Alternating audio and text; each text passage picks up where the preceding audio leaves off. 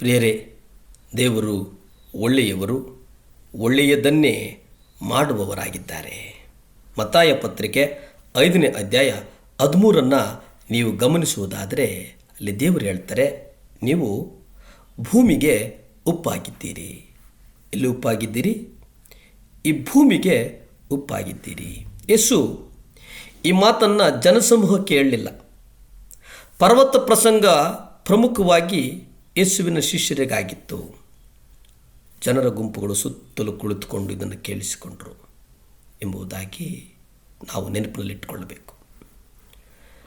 ಜನಸಮೂಹ ಖಂಡಿತವಾಗಿಯೂ ಈ ಭೂಮಿಗೆ ಉಪ್ಪಾಗಿರುವುದಕ್ಕೆ ಸಾಧ್ಯ ಇಲ್ಲವೇ ಇಲ್ಲ.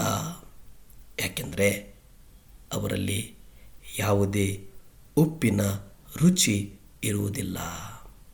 ಆದರೆ ಶಿಷ್ಯರು ಲೋಕಕ್ಕೆ ಉಪ್ಪಾಗಿರಬೇಕು. ಯೇಸು ಸಾಮ್ಯಗಳ ಮೂಲಕ, ಅಂದರೆ ಮಾತಿನ ಚಿತ್ರಣಗಳ ಮೂಲಕ ವಿಷಯಗಳನ್ನು ವಿವರಿಸುವುದರಲ್ಲಿ ಬಹು ನಿಪುಣರಾಗಿದ್ದರು.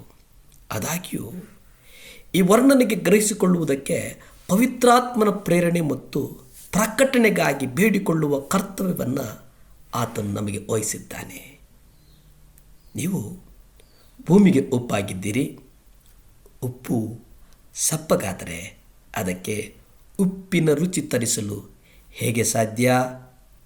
ಜನರು ಅದನ್ನು ಹೊರಗೆ ಬಿಸಾಡಿ ಕಾಲಿನ ಕೆಳಗೆ ತುಳಿಯುವುದಕ್ಕೆ ಅದು ಯೋಗ್ಯವಾಗುತ್ತದೆ ಅಲ್ಲವೇ?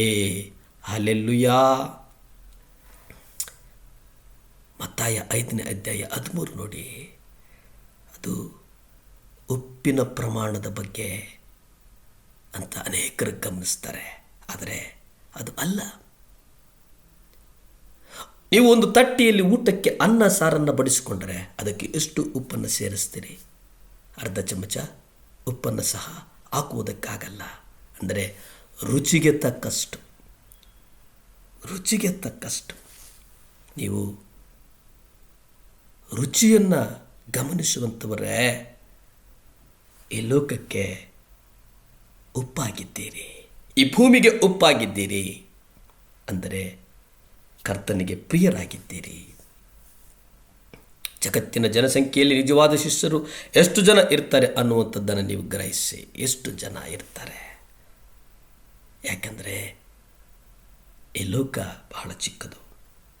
ಅಂದರೆ ಕರ್ತನನ್ನು ನಂಬಿರುವಂಥ ಮಂದಿ, ಕರ್ತನನ್ನು ಆರಾಧಿಸುವ ಮಂದಿ, ಕರ್ತನನ್ನು ಪ್ರೀತಿಸುವಂಥ ಮಂದಿ, ಕರ್ತನನ್ನು ಕೊಂಡಾಡುವಂಥ ಮಂದಿ ಯಥಾರ್ಥವಾಗಿ ಶಿಷ್ಯರನ್ನು ಭೂಮಿಯಲ್ಲಿ ದೇವರು ನಡೆಸಿದರು, ಅದ್ಭುತವಾಗಿ ನಡೆಸಿದರು. ಅಬ್ರಹಾಂ ದೇವರನ್ನು ಈ ರೀತಿಯಾಗಿ ಪ್ರಾರ್ಥಿಸ್ತಾನೆ, ಕರ್ತನೇ, ಸೊದೋಮಿನಲ್ಲಿ 10 ಮಂದಿ ನೀತಿವಂತರು ಸಿಕ್ಕಿದರೆ ಆಗ ಅದನ್ನು ನಾಶ ಮಾಡದೆ ಉಳಿಸ್ತೀಯಾ?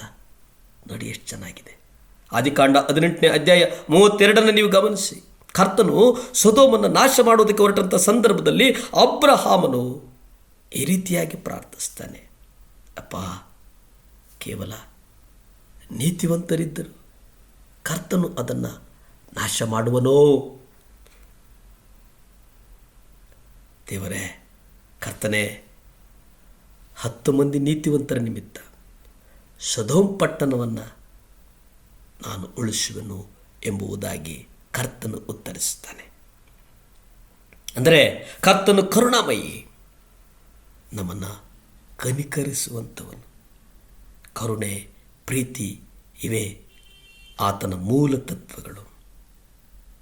ಕರ್ತನು ಉನ್ನತಕ್ಕೆ ನಡೆಸುವಂಥವನು. ಕರ್ತನು ಹಂತ ಹಂತವಾಗಿ ನಮ್ಮನ್ನು ಆಶೀರ್ವದಿಸುವಂಥವನು. ಆಶೀರ್ವಾದ ನಮ್ಮನ್ನು ಹಿಂಬಾಲಿಸ್ತದೆ.